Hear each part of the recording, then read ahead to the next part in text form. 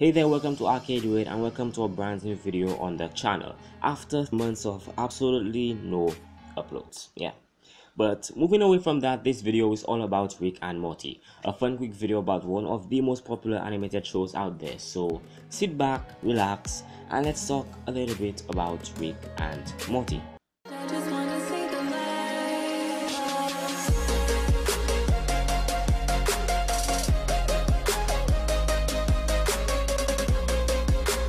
1. First off, let's familiarize ourselves with the show just a little bit. The series follows the misadventures of an alcoholic scientist known as Rick and his extremely nervous grandson known as Morty. They split the time between domestic family life and intergalactic travel, and they usually find themselves in a heap of trouble that more often than not is created through their own actions. These two will get themselves out of trouble in the most entertaining and interesting ways. This extremely clever show will blow your mind as well as other parallel realities of your mind. 2.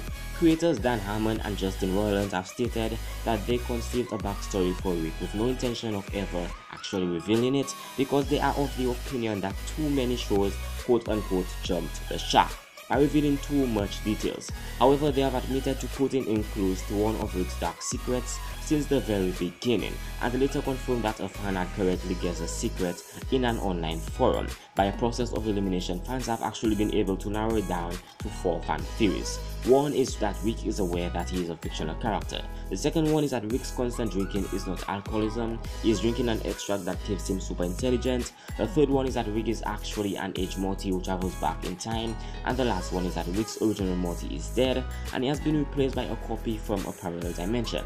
Which do you think is the correct backstory? 3.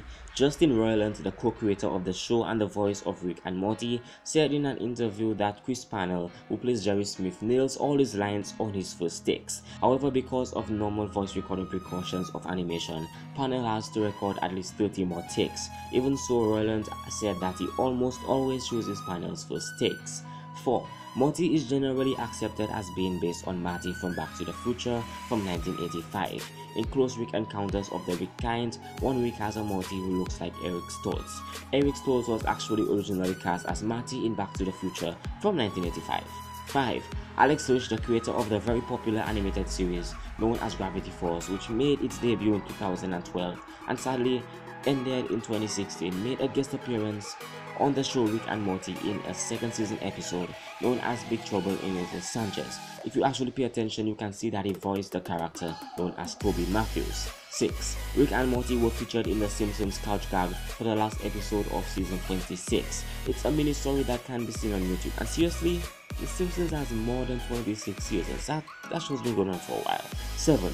Unacceptable and The Thing have both made it into the show. Both are lines from the Adventure Time character, the Earl of Lemongrab, also voiced by Justin Roiland.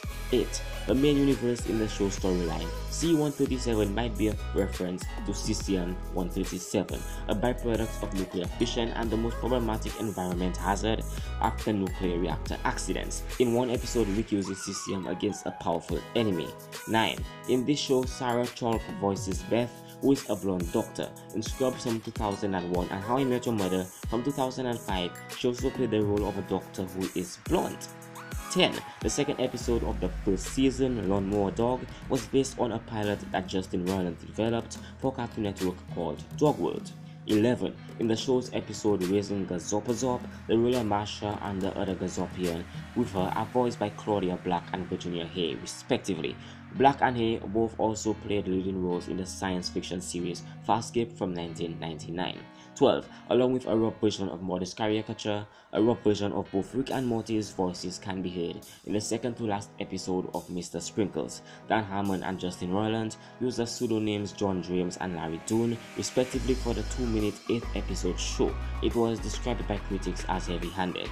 13. King Jellybean originally was developed for another show created by Justin Roiland called Unbelievable Tales. In that show, the character went by the name Crumpy Crumblestein, and it seems that Justin Roiland is up to a lot of things, isn't he?